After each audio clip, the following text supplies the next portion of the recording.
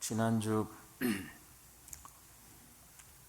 그리스도인의 생활에서 예수를 모신 사람들의 생활, 교회마다 다른 부탁들의 말씀들을 했습니다. 에베소 교회, 또 골로새 교회 했지만 이 갈라디아 교인들에게서 사도 바울이 신앙생활에 가장 중요한 것은 다시는 종의 멍에를 매지 말라, 그 말씀입니다. 지난 주일 다시는 종의 멍에 매지 말라. 다시 말하면 율법 안에서 의로워지려 하면은 그리스도와는 끊어지고 은혜에서 떨어진 자로다. 다시 종 멍에 매지 말라. 이게 무슨 말이냐? 그냥 내 몸으로 신앙생활에 온 사람들은 이게 무슨 말인지 이해를 못합니다. 도덕적인 죄를 짓지 않고 나쁜 짓 하지 않고 주일날 교회 열심히 다니고 이렇게 하면 이게 신앙생활 아니냐? 그런데 다시 멍에 매지 말라. 율법 안에서 의로워지려 하려 하면 그리스도와는 끊어지고 은혜에서 떨어진 자로다. 그러니까 율법 안에 있다는 게 뭐냐? 이게 이제 분간을 못하는 사람들이 있습니다. 이런 말씀들이 무슨 뜻으로 얘기했는지 멍에를 매지 말라.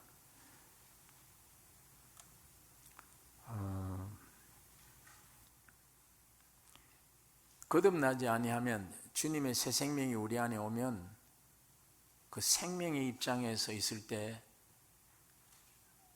내가 율법 생활하는 게 뭐이고 은혜 아래에 있다는 게 뭐인가를 분간이 되는데, 주님의 생명으로 실제 거듭남이 없이 그냥 이 몸 가지고 종교 생활하는 사람들, 될 수 있는 대로 죄 안 지으면 되고 예배당에 왔다 갔다 열심 내면 된다, 이걸 신앙생활인 줄 아는 사람들은 멍에 매지 말라는 이게 뭔가, 율법으로 돌아가지 말라는 말이 이게 뭐냐, 이게 이제 분간이 안 되는 겁니다. 이게 분명히 분간할 수 있어야 돼요. 여러분, 지구상에 지금 수백 종의 종족들이 있습니다. 한국도 있고 일본도 있고 중국 사람도 있고 미국 사람, 이런 종족이 많은데 그 수많은 종족 중에서 단 하나님이 내 백성이다 하는 종족 하나뿐이에요. 이스라엘이에요.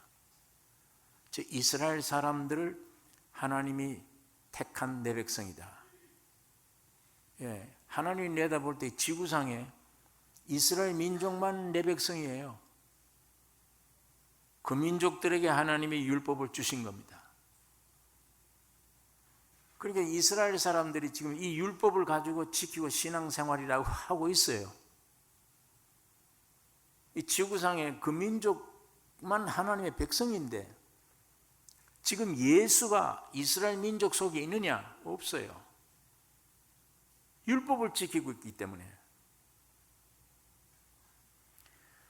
우리 모든 민족들의 입장에서 볼 때는 저 이스라엘 민족이 참 복받을 일이고 참 모범적인 백성이다.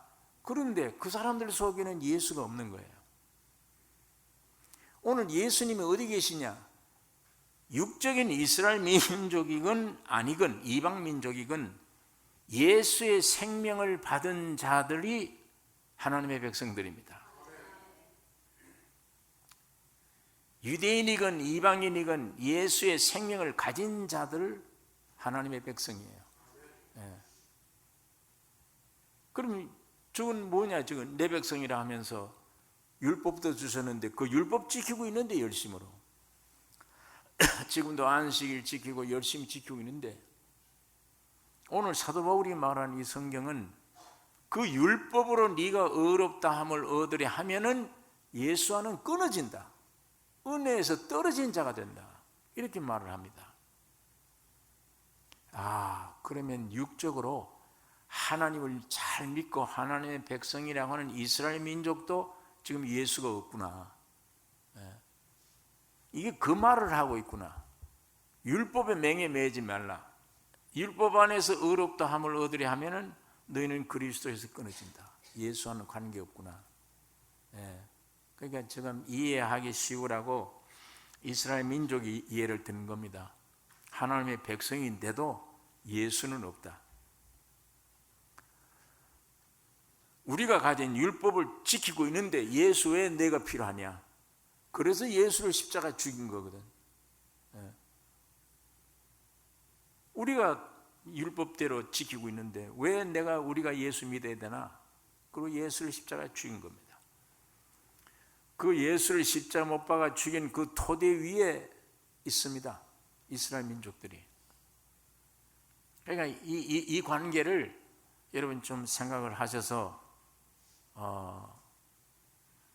이 관계를 좀 깊이 생각하셔서 이게 율법의 명이 율법 안에 있으면 예수와는 관계없구나. 그러면 이 율법 안에 있다는 게 이게 무슨 뜻인가, 무슨 일인가? 내 신앙생활이 지금 율법 안에 있는 건가? 이게 정말 내 안에 예수가 와서 예수로 사는 생활이냐? 이걸 우리가 분명하게 분간해야 되는 것입니다.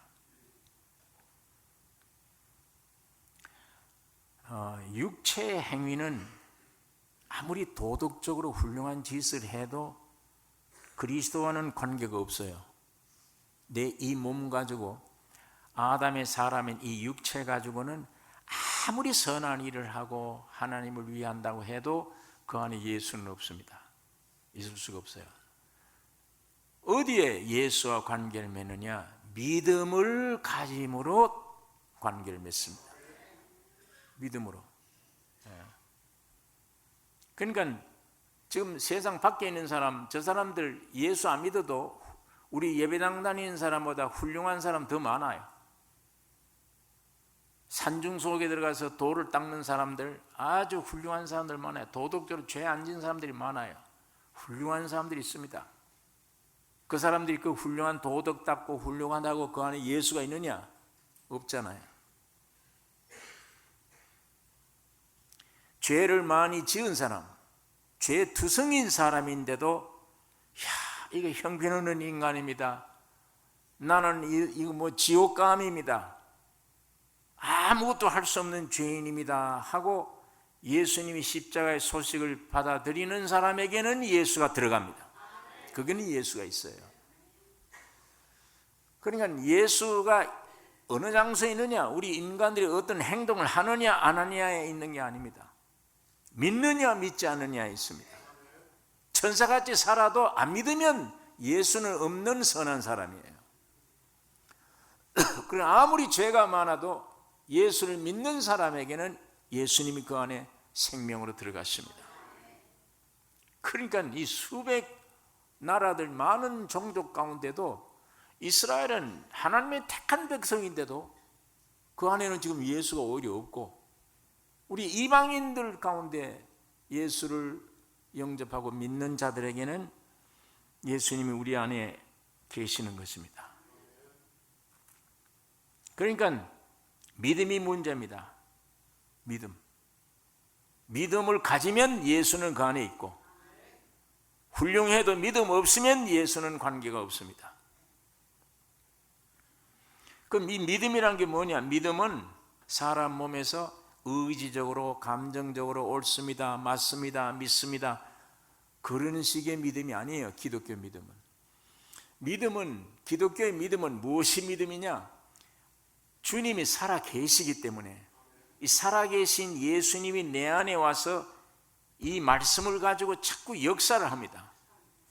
역사했을 때 나는 거부를 해요. 그걸 내 생각에는 그게 안 맞다, 못 믿겠다. 그리고 거부하다가도 계속 성령이, 주님이 이 말씀 가지고 내 안에 능력으로 역사하는 역사에 휘말리는 거예요. 그 역사가 너무 귀한 거예요. 휘말려서 예 옳습니다, 이게 믿음이에요. 그냥 내게서 나오는 게 아니에요. 주님이 살아서 내 안에 움직이는 움직임이 믿음입니다.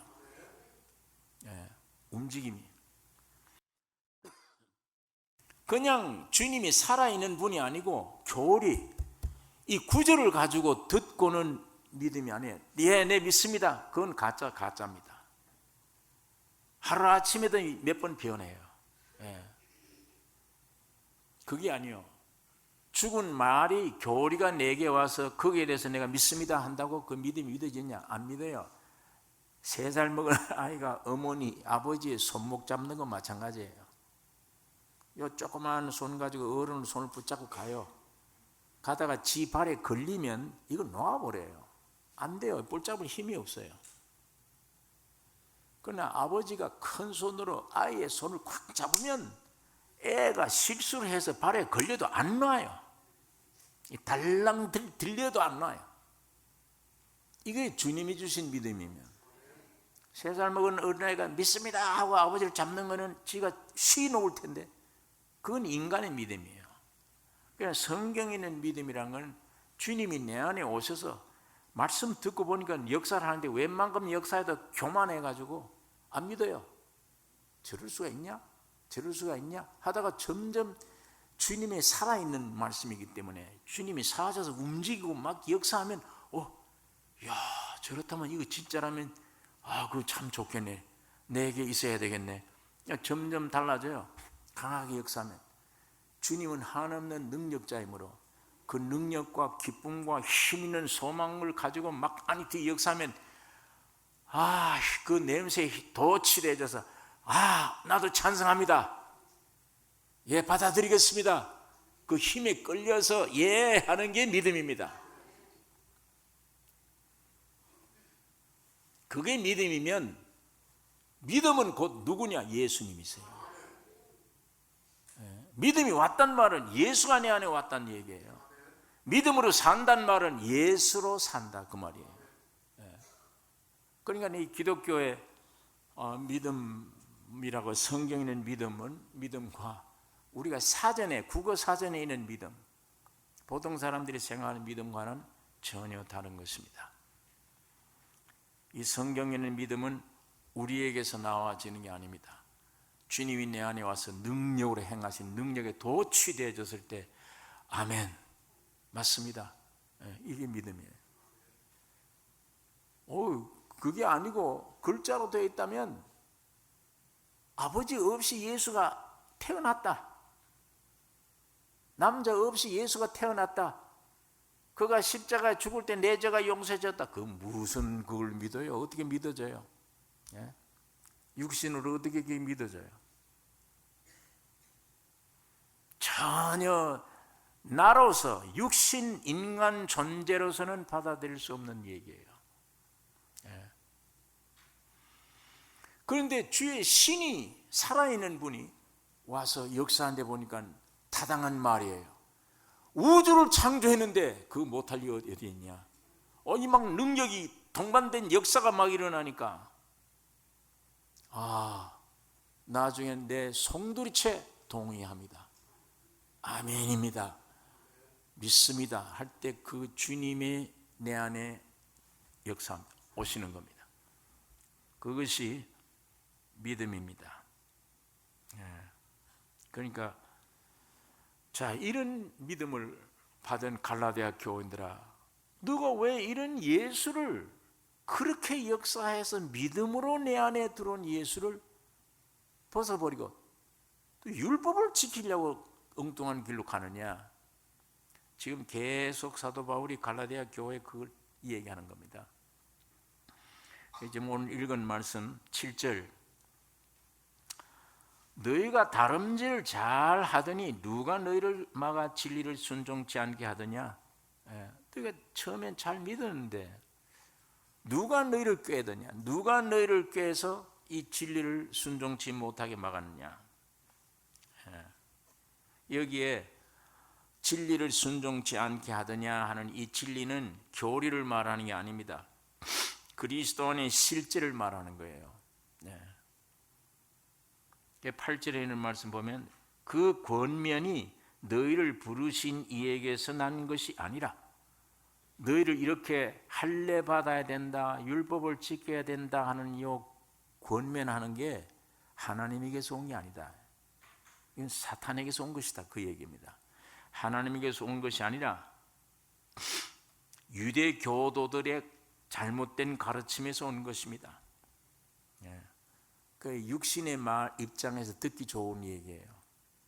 예수 그리스도를 믿는 믿음으로 아니요, 너 인간의 힘으로 노력해야 된다. 그게 얼마나 합리적인 얘기예요.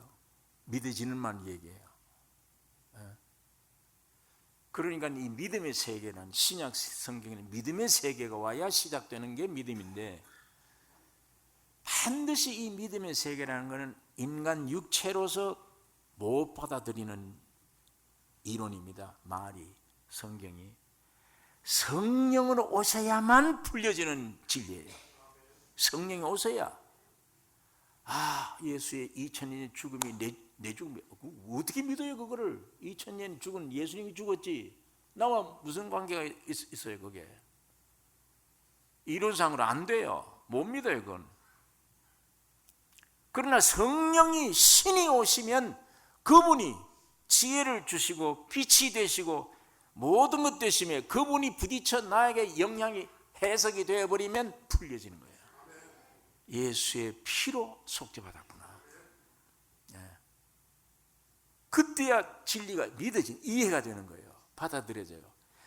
아주 합리적이고 논리적이고 이론적이도 맞는 얘기입니다. 주님의 죽음과 부활이.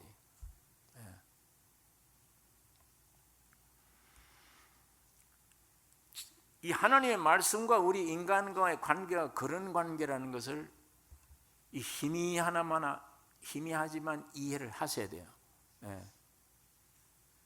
그래서 그 권면이 예수 믿는 게 아니라 할례를 지켜야 된다, 율법을 지켜야 된다는 그 권면이 하나님에게로서 난 것이 아니라 육신의 입장에서 거짓 교사들이 하는 얘기라. 그러니까 그 말은 너에게 잘 들리지 않느냐? 합리적으로 들리기 때문에 듣기 좋아요.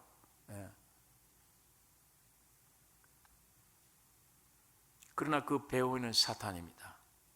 이 성경을, 하나님 말씀을 못 믿게 하는 거예요.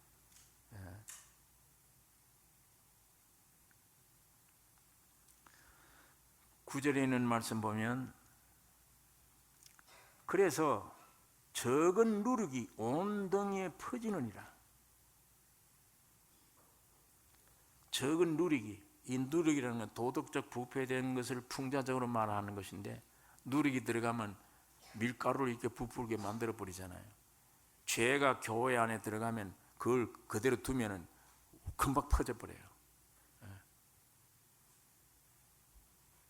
그러니까 이 누룩이라는 것은 유대교의 거짓된 교훈이고 온 덩이에 퍼졌다. 온 덩이는 교회입니다.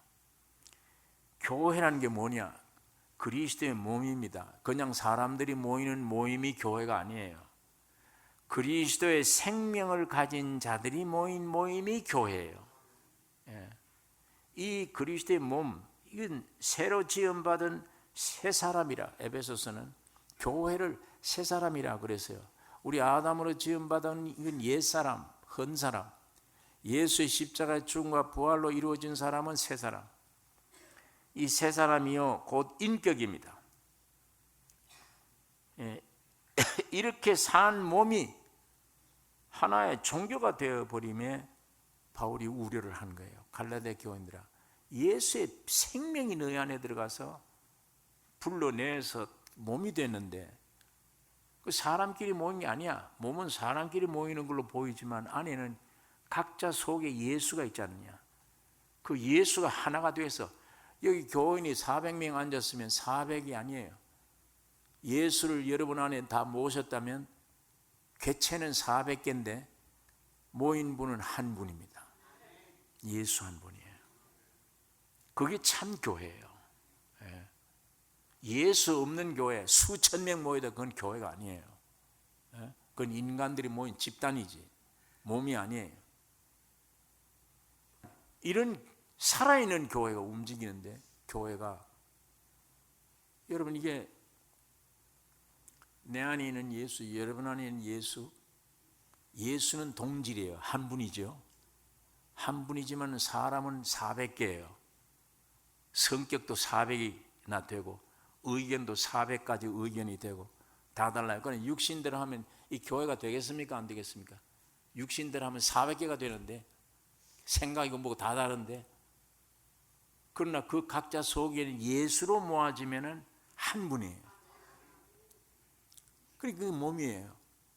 그러니까 머리 대신 주님이 움직이면 그 몸 안에 있는 지체들이 같이 움직인다고요.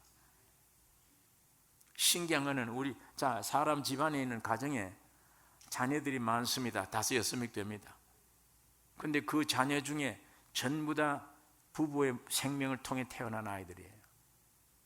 10손가락을 깨무면 안 아픈 손가락이 없어요. 꼭 같아요, 부모 심정은. 그런데 이상한 것은 나는 괜찮아요. 그런데 저 셋째 아이가 아파요. 나와는 관계없잖아요, 개체는. 그런데 셋째 아이가 아픈데 내가 아픈 거예요. 내뿐 아니야, 그 형제들이 다 아파해요. 저절로. 누가 시킨 거 아니에요. 셋째 아이가 지 형, 누나, 아버지, 엄마 같이 아파라 얘기한 일 없어요. 얘가 고통스러운 무서운 병에 걸려 아프면 온 가족이 같이 애보다 더 아파하는 거예요. 괴로워요, 몸이. 그게 몸이에요. 그게 생명, 유기체. 유기체라 되어진 몸이기 때문에 그래요. 그 중에 부모 심정은 차라리 내가 죽고 쟤는 살았으면, 그건 말이 아니에요. 부모 참 심정이 그래요. 개체가 아니잖아요. 나는 죽고 쟤가 살았으면, 그거예요. 그게 유기체이기 때문에 그래요. 한 몸이기 때문에. 그러면 쟤가 아프면 말을 안 해도 같이 아파해요. 움직여요. 마찬가지예요. 예수 그리스도의 생명을 가진 몸들이 수백 수천 명이 몸이라 하지만 그 중에 확실히 예수가 있으면 한 분이에요. 그 한 분이, 주님의 의견이 이 시점에 이렇게 해야 된다 그러면 몸이 전체 움직이는 거예요. 그게 이상한 것은 의논한 일이 없어요. 의논한 일이 없는데 시대가 가까웠다. 주님 오실 날 가까웠구나, 이 세상이. 그게 느껴지는데 전부가 같이 느껴져요. 만일 개체로 되어 있다면 안 느껴요. 개체로 되어 있다면 다 독립된 사람들이기 때문에 내 혼자 그런 마음을 가져도 옆에 사람이 꼭 그런 마음을 가져야 된다는 건 아니잖아요.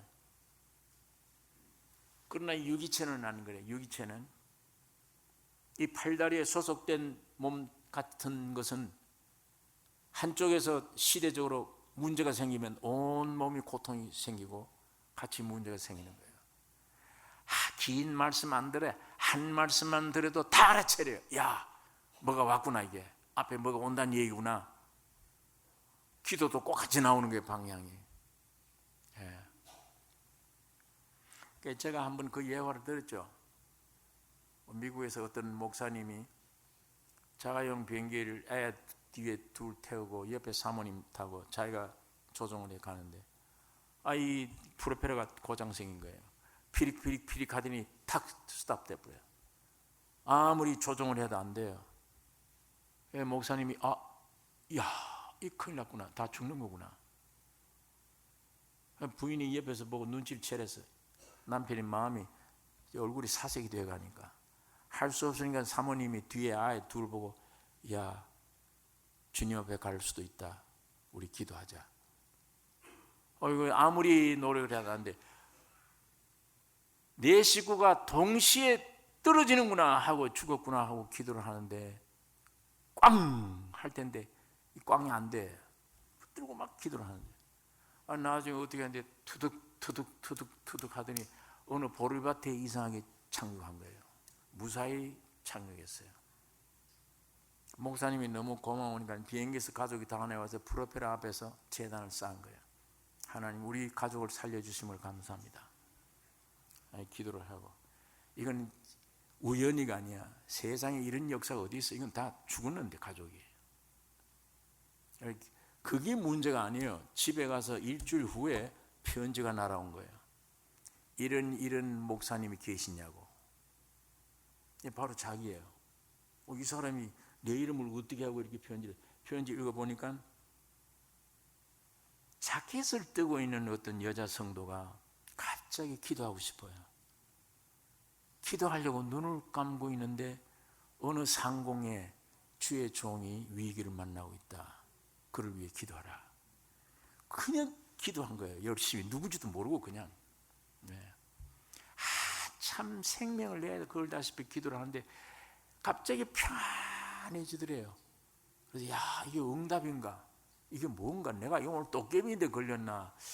어떻게 기도하라 그러고 이름도 성도 모르는 사람 위해 기도하고 있고 기도 끝난 다음에 이렇게 평안할 수 있나? 그래서 나한테 보니 환상 가운데 그게 나옵니다. 그 목사님과 그 내용이. 그걸 보고 쓴 거예요. 믿져야 본전이니까 이런 집이 있나 없나, 이런 목사가 있나 없나 편지를 보냈더니 정확하게 들어간 거예요.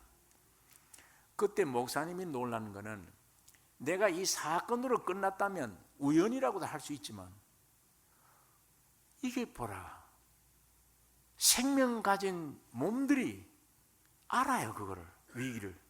그를 위해 기도해 주게 하지 않냐, 주님이. 이 몸의 머리가 되신 분이 주님이세요. 교회의 참 머리가 주님이세요.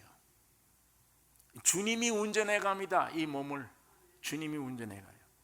그러니까 주님이 마음에 오늘 이 시대가 위기 시대다 그러면 온 몸이 지금 긴장되는 거예요. 다 연락이 가듯이 성령으로 1000명 가운데 주님이 없으면 그건 1000명 모래알같이 되지만 각자 속에 주님이 계신다면 1000명 모여도 한 사람이에요.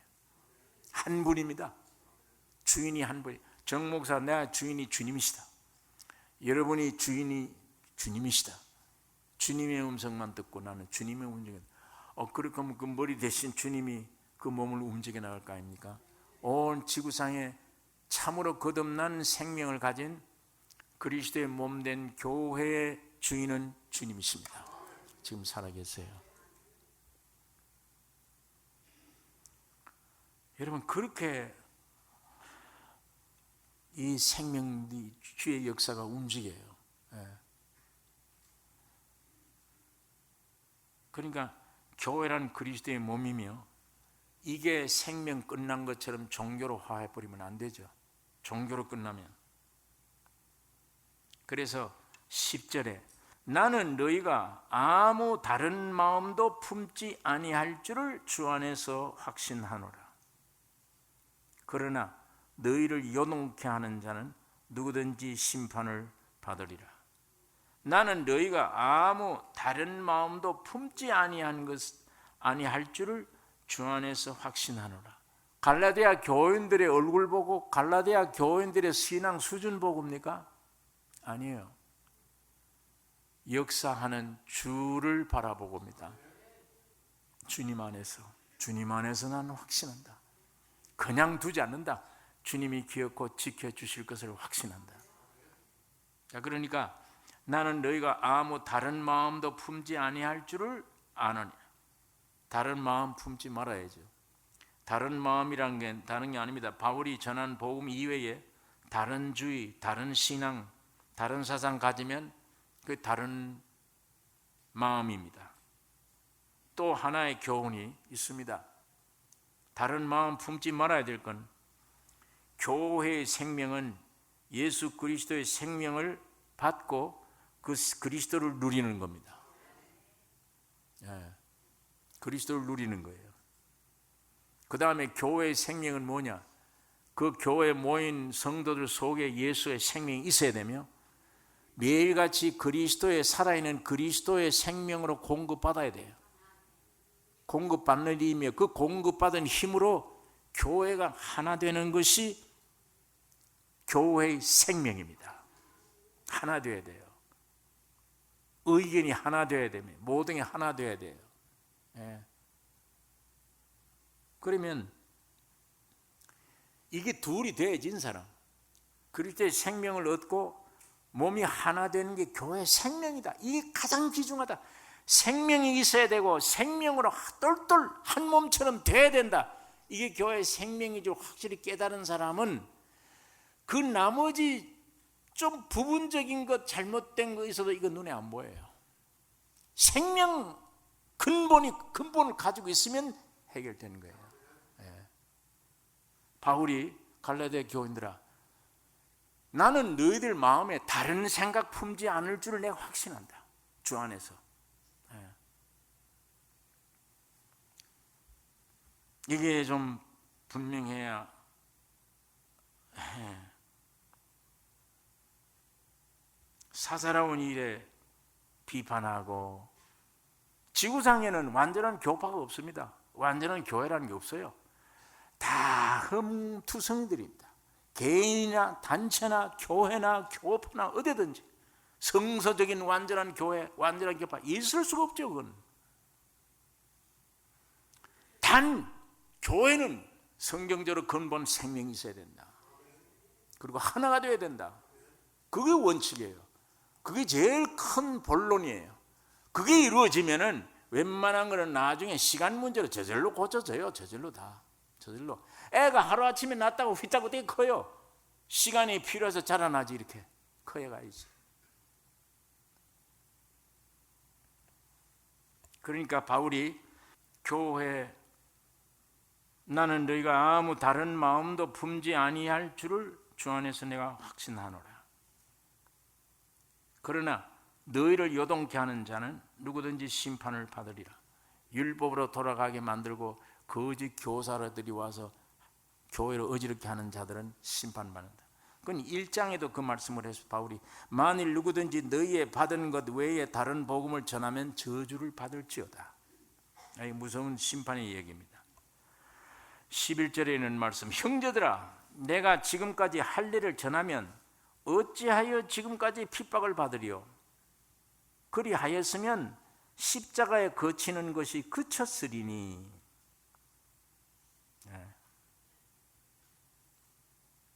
내가 너희들처럼 율법으로 돌아가자 그러고 할 일을 받으라 그러면 내가 왜 핍박받겠느냐? 다 너희들 나를 좋아할 거 아니냐?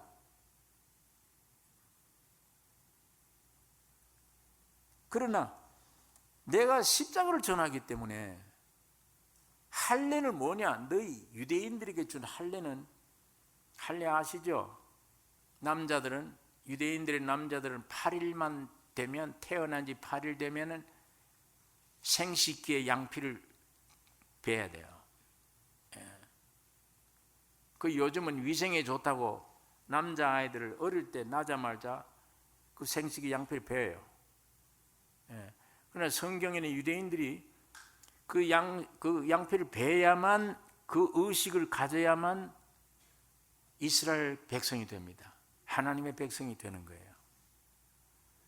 그걸 잘라서 피를 보아야 됩니다. 그게 뭐냐면 신약시대, 그건 율법시대에 이스라엘 민족 되는 표지만, 하나님의 백성 되는 표지만, 오늘 이 시대에 우리가 하나님의 백성이 되는 것은 마음의 할례를 할지니 내 자아를 죽이는 것이 할례입니다. 그러면 내 자아를 죽이는 게 우리가 어떻게 죽여요? 예수님의 십자가로 죽어진 겁니다. 십자가. 그러면 할례는 그림자요, 십자가는 실체입니다. 그러면 실체가 왔는데 왜 이 그림자를 따라가려고 하느냐? 그러니까 이 그림자로 따라가던 인간들이 저 십자가를 의세해야 돼.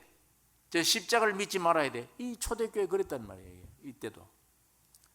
왜냐하면 자기들이 할례 행하고 율법을 지키는 게 정당한 건데, 저 십자가 때문에 다 이뤘다 그러니까 십자가가 원수야. 그러니까 여기 그 말입니다. 형제들아 내가 지금까지 할례를 전하면 어찌하여 핍박받으리요? 그리하였으면 십자가에 거치는 것이 그쳤으리니. 저 사람들에게는 십자가라는 게 걸림돌이에요. 거치는 돌이에요. 저거 없애버려야 돼. 그러니까 십자가를 전하는 사도 바울이나 사도들 전부 다 핍박한 거예요. 이 사람들이. 그러니까 이 유대인들은 사진을 가지고 믿으라 이거예요. 사진 가지고 좋아하라 이거예요. 사도 바울은 왜 사진 가지고 좋아하느냐? 실물을 가지고 좋아해야지. 그 얘기입니다. 그러니까 이 사진 가지고 좋아하겠다는 사람들은 실물이 싫으니까 이 십자가가 거치는 것이 된다. 걸림돌이 된다.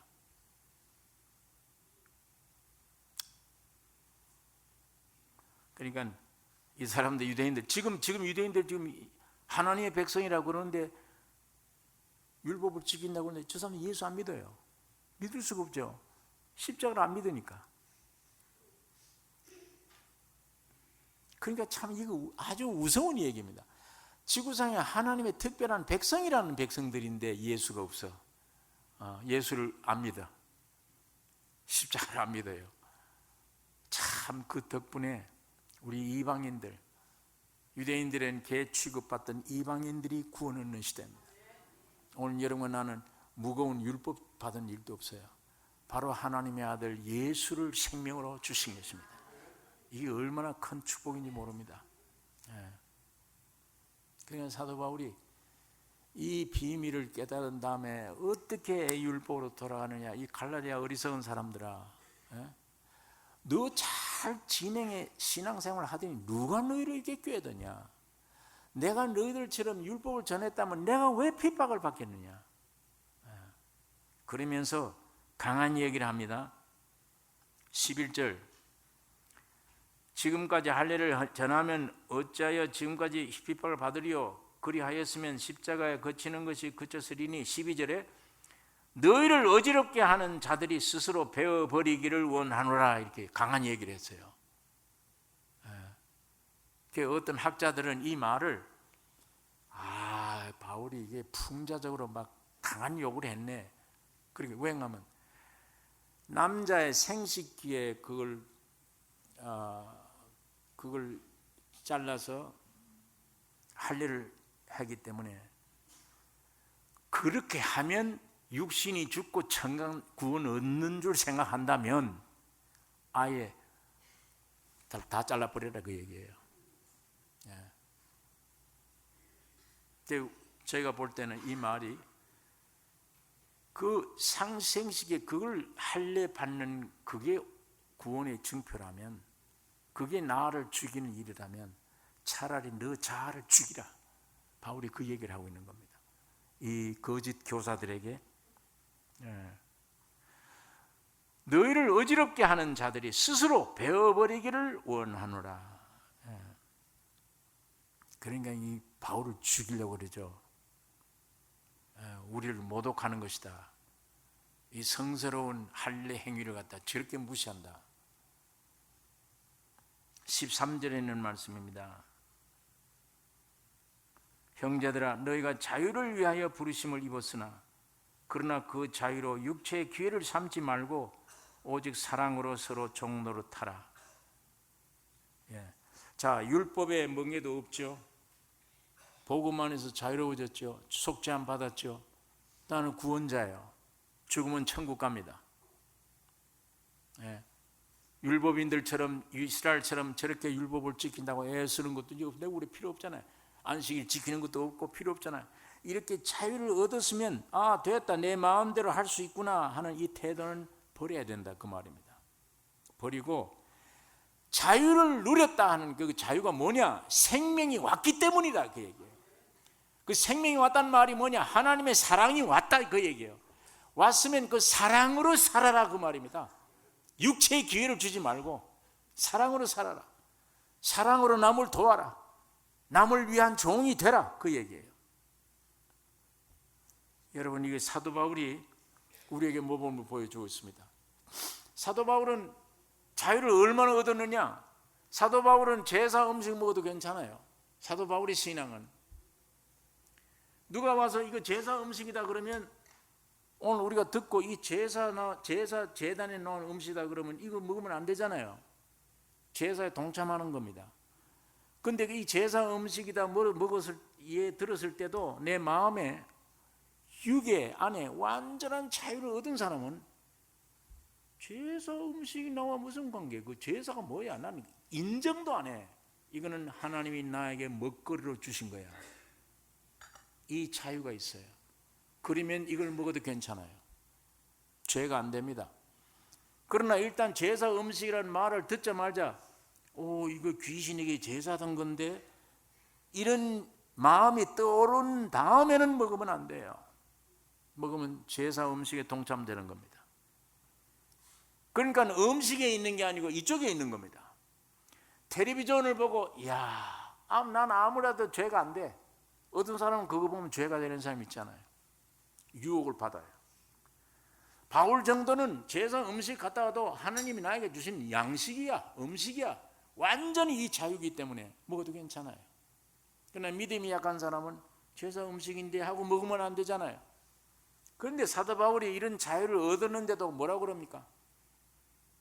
내가 이걸 마음대로 내 자유로 이걸 먹는데 믿음이 약한 사람이 그걸 보다가 저 바울 같은 저 사람도 저 먹네. 그걸 자기도 먹게 된단 말이야. 그걸 보고. 그러면 내 자유가 믿음이 약한 형제들을 죄로 빠지게 한다. 그거는 그리스도께 죄를 짓는 자니 나는 자유가 있어도 내 평생 고기를 먹지 않노라. 이게 얼마나 위대한 말입니까?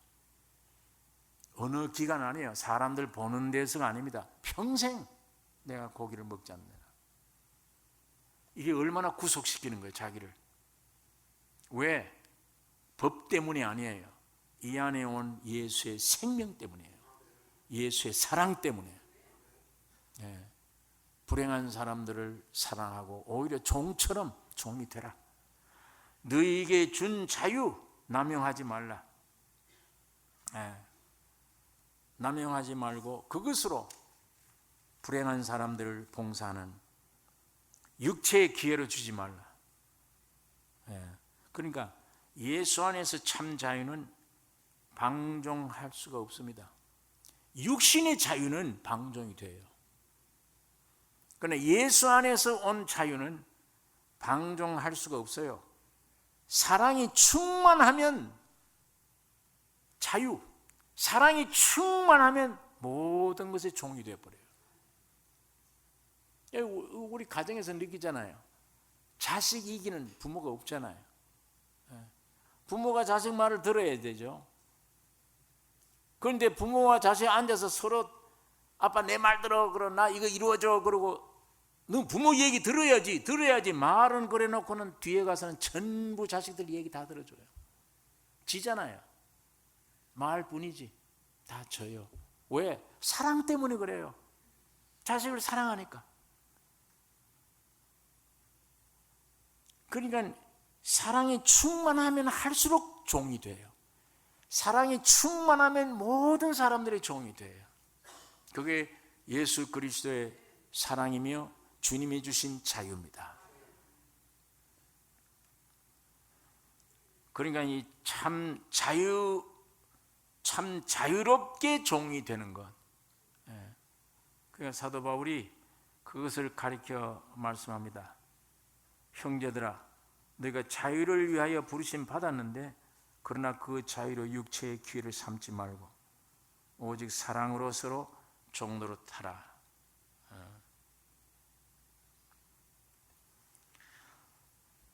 왜 그런가 하면 14절에 있는 말씀, 온 율법은 네 이웃 사랑하기를 네 몸같이 하라 하신 한 말씀에 이루었나니, 이웃을 네 몸처럼 사랑한다. 그게 이룸이 성경을 이루는 거예요. 완성하는 것이다. 그러므로 만일 서로 물고 먹으면 피차 멸망할까 조심하라. 할례 받아야 된다, 안 받아야 된다, 있을 데 없는 가지고 싸우다가 나중에 격해져서 서로 물고 찢고 야단하면, 분리가 되면 참 그게 피차 망하는 것이다. 그건 바울이 이 얘기를 말씀을 우리에게 주셨는데, 여러분 오늘 이 세 가지입니다. 믿는 사람들, 갈라디아 교회 믿는 성도들에게 구원을 확실히 얻었다면 꼭 실천해야 될 첫째가 다시는 몸의 종에 매지 말라. 율법으로 돌아가지 말라. 종교로 돌아가지 말라. 두 번째는 누룩을 철저히 주의하라. 누룩이 온 몸에 퍼진다. 그 다음에 세 번째는 자유로 육체의 기회로 삼지 말라. 자유를 받았다면 종이 되라. 교회를 위하고 다른 사람들을 위한 사랑의 종이 되라. 이것을 가르쳐 줍니다. 대사도 같은 바울 같은 사람들은 자유를 얻으면 얻을수록 인류의 종이 됐어요. 다 모든 사람이. 이거 예수님의 생명이며 예수님이 주신 자유입니다. 여러분, 오늘 우리가 이 육체로 믿지 않고 믿음으로 말미암은 예수님을 확실히 경험하고 모신 나의 생애는 예수가 들어올 때 이미 끝났고 이제는 나의 생애가 예수의 생애가 되는 이 참 믿음의 삶, 오늘 우리가 누리는 이 예배당에 들어오는 사람마다 거듭나는 경험이 꼭 있기를 원하며 성화되어야 되며 이 교회는 하나가 되어야 됩니다. 기도하겠습니다. 거룩하신 아버지 하나님, 주의 은혜를 감사합니다. 이 시간 성령으로 갈라디아 교회에 주신 말씀, 바울이 전해준 말씀을 오늘 우리가 묵상했습니다. 우리에게 참 다시는 율법으로 돌아가지 않기를 원하며 내 육을 따른 신앙이 되지 않기를 원하며 성령으로 말미암은 믿음으로 인한 예수를 모신 주 안에서의 삶이 되게 해 주시며 우리에게 주신 자유를 남용하지 않고 사랑의 종으로 되어 섬기는 우리의 삶이 되게 해 주시옵소서. 이 교회 안에 다른 의견이 없기를 원합니다. 진리의 말씀으로 하나가 되는 축복을 하게 해 주시옵소서. 우리를 구원하신 예수님의 이름으로 기도를 옵나이다.